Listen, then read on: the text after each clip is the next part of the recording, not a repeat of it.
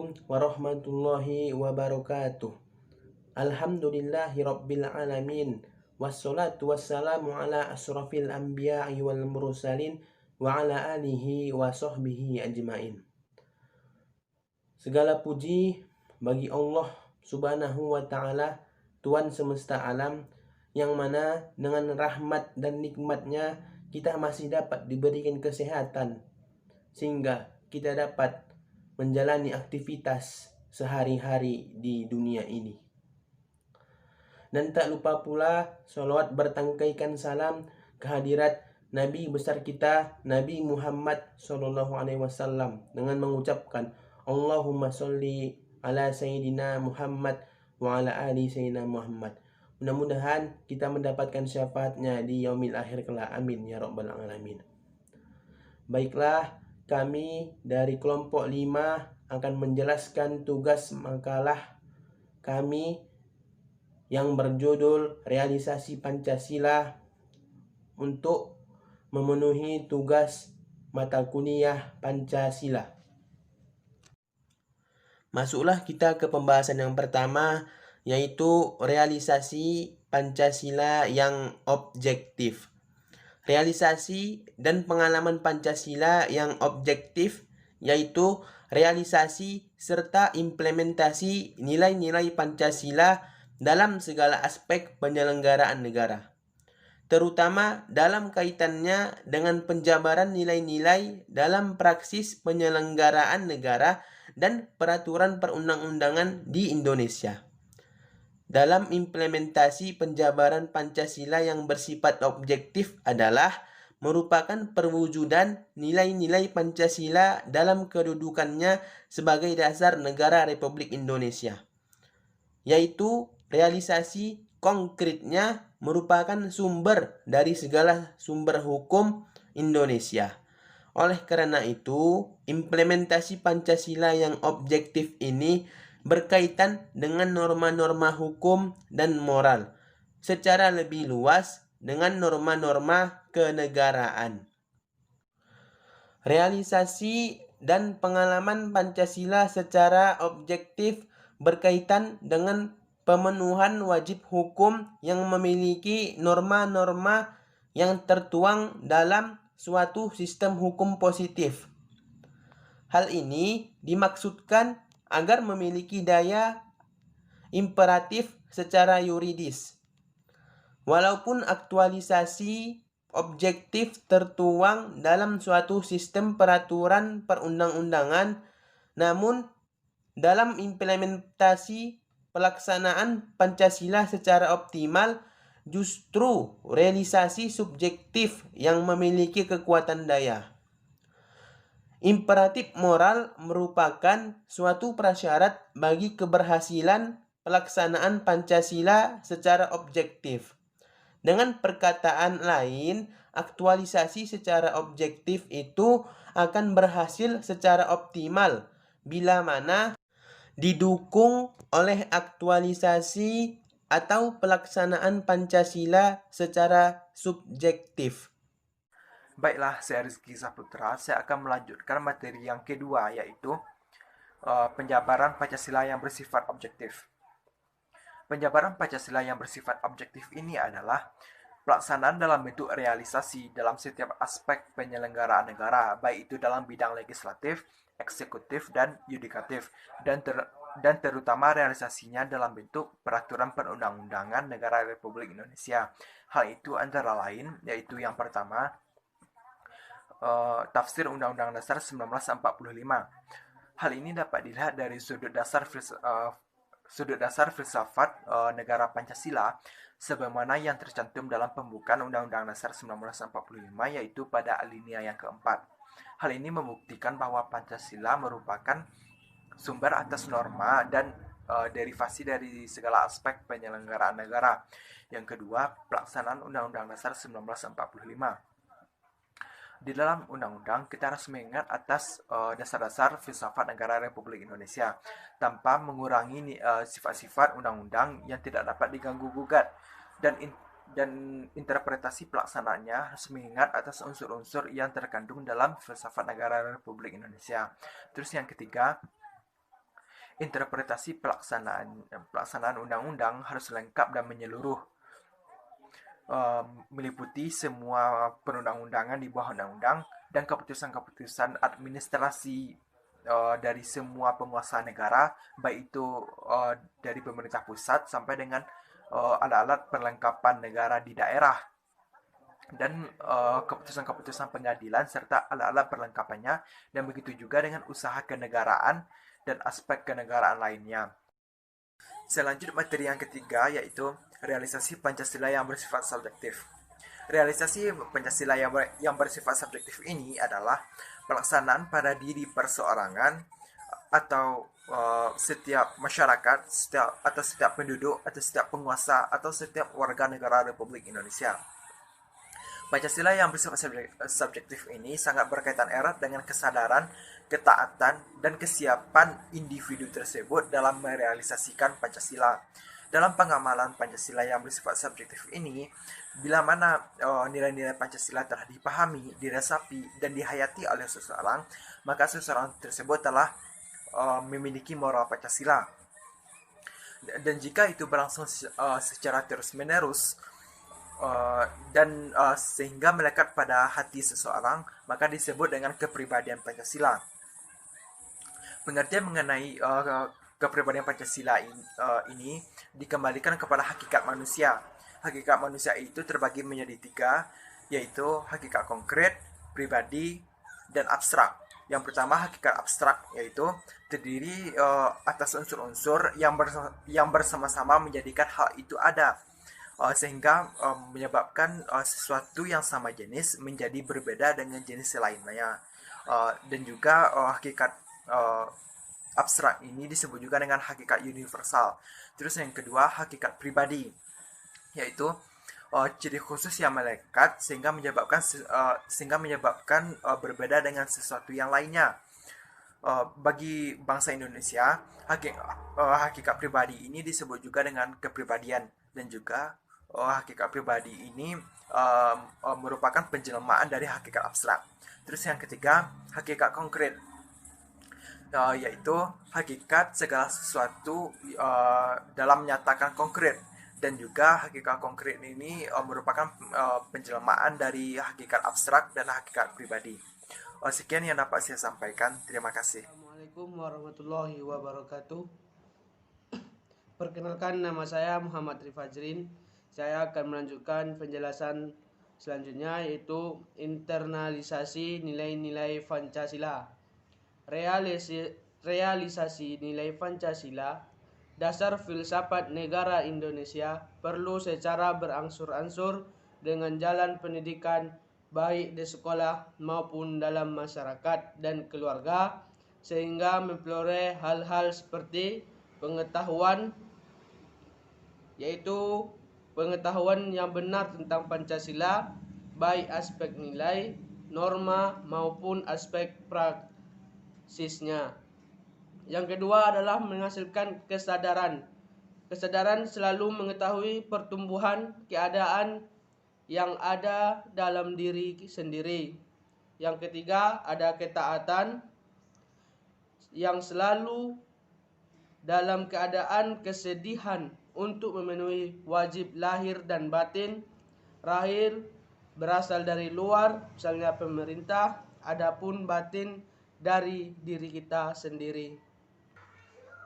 Yang keempat, kemampuan kehendak, yaitu yang cukup kuat sebagai pendorong untuk melakukan perbuatan yang berdasarkan nilai-nilai Pancasila. Yang terakhir ada watak dan hati nurani. Watak dan hati nurani ini agar orang selalu mawas diri dengan menilai diri sendiri, apakah dirinya berbuat baik atau berbuat buruk dalam melaksanakan nilai Pancasila, dan memberikan sanksi batin yang berwujud evaluasi kepada diri sendiri.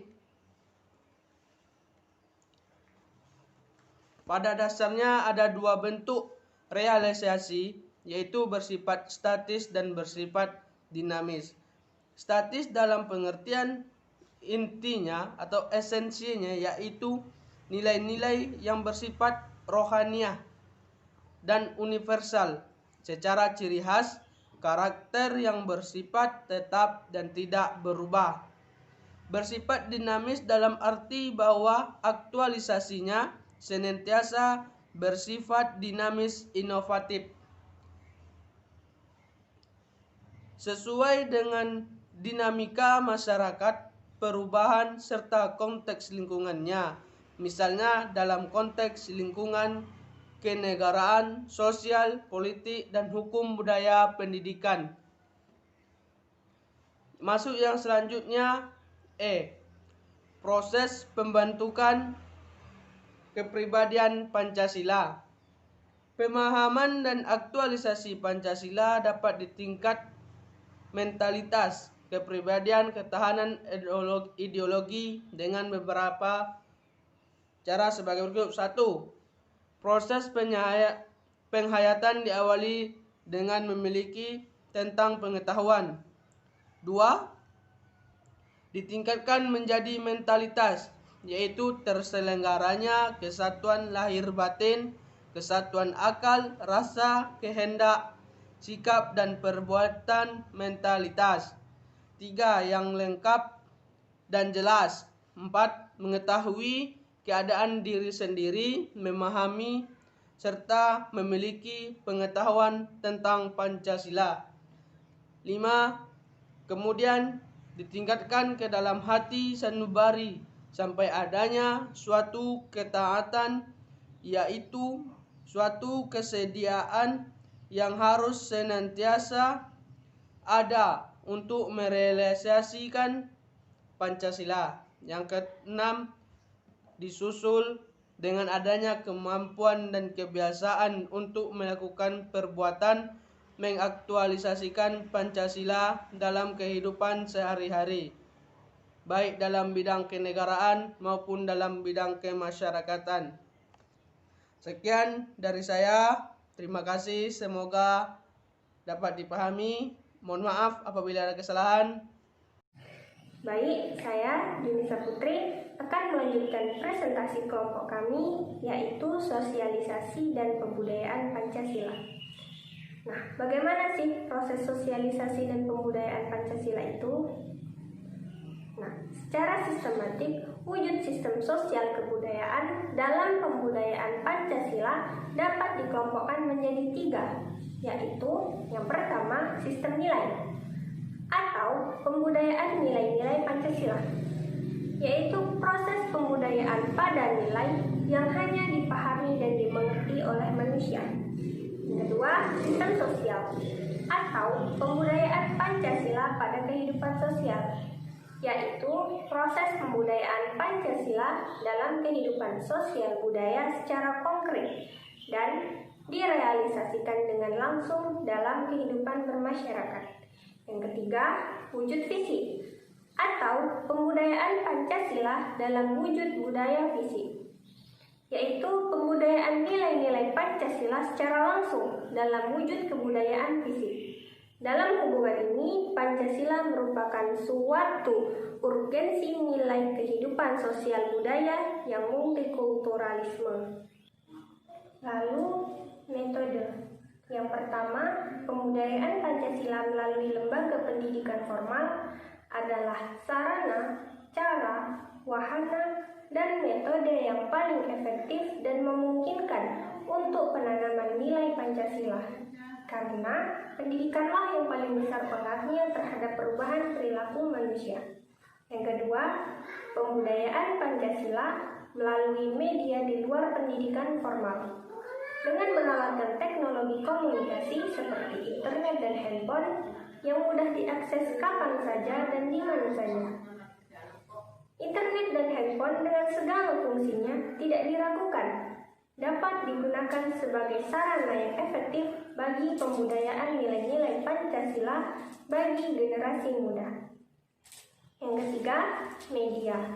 Generasi muda di desa dan di kota memiliki kecenderungan, pemahaman, dan akses yang sama mudah terhadap teknologi dengan pemanfaatan media sebagai berikut.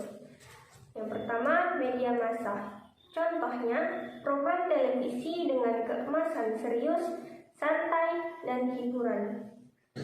Lalu media budaya, misalnya dengan menumpang pada budaya-budaya lokal yang sedang dipertunjukkan.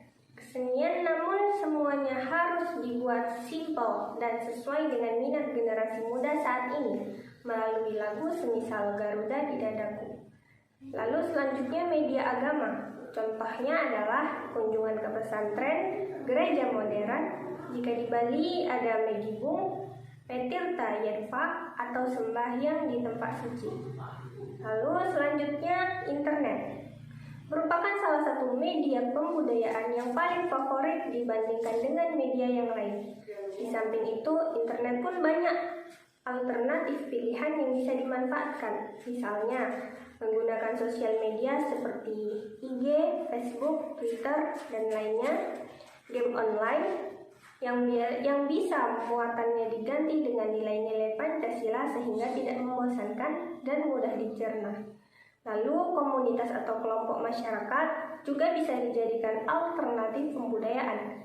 Misalnya organisasi pemuda, pramuka, kelompok hobi, semuanya dapat digunakan sebagai sarana penanaman nilai-nilai Pancasila kepada generasi muda. Yang terakhir, media lokal. Dengan merekonstruksi atau menggali cerita rakyat atau dongeng, lalu menarik benang merahnya pada nilai-nilai Pancasila menggunakan bahasa dan nilai-nilai lokal lebih cocok untuk kebudayaan Pancasila. Nah, selain berbagai media di atas, masih ada pula beberapa media yang bisa dijadikan sarana, yakni melalui spanduk, baliho, maupun banner. Akan tetapi, yang tidak kalah pentingnya adalah peran dan dukungan pemerintah dalam membudayakan Pancasila. Selanjutnya, kesimpulan dari makalah kami adalah bangsa Indonesia mempunyai Pancasila sebagai dasar kehidupan berbangsa dan bernegara. Nilai dan norma terkandung di dalamnya merupakan keinginan dari bangsa Indonesia yang harus diamalkan. Realisasi Pancasila secara subjektif akan memperkuat pengalaman Pancasila secara objektif. Pengertian penjabaran Pancasila yang objektif adalah pelaksanaan dalam bentuk realisasi dalam setiap aspek penyelenggaraan negara, baik di bidang legislatif, eksekutif, maupun yudikatif, dan terutama realisasinya dalam bentuk peraturan perundang-undangan negara Indonesia. Aktualisasi Pancasila yang subjektif adalah pelaksanaan pada setiap pribadi perseorangan, setiap warga negara, setiap individu, setiap penduduk, setiap penguasa, dan setiap orang Indonesia. Realisasi nilai-nilai Pancasila, dasar filsafat negara Indonesia, perlu secara berangsur-angsur dengan jalan pendidikan baik di sekolah maupun dalam masyarakat dan keluarga. Lalu, saran dari makalah kami adalah sekarang ini pengamalan realisasi Pancasila semakin memudar, terlebih lagi di era globalisasi, sehingga mengancam mental dan kepribadian bangsa Indonesia. Hal ini harus segera ditangani dengan cara meningkatkan penanaman pengamalan Pancasila melalui pendidikan seutuhnya. Jadi, tidak hanya sebatas teori, tetapi juga diaplikasikan dalam kehidupan sehari-hari. Untuk itu, perlu adanya kesadaran dari setiap warga negara akan pentingnya merealisasikan Pancasila dan mempertahankannya. Sekian presentasi dari kelompok kami.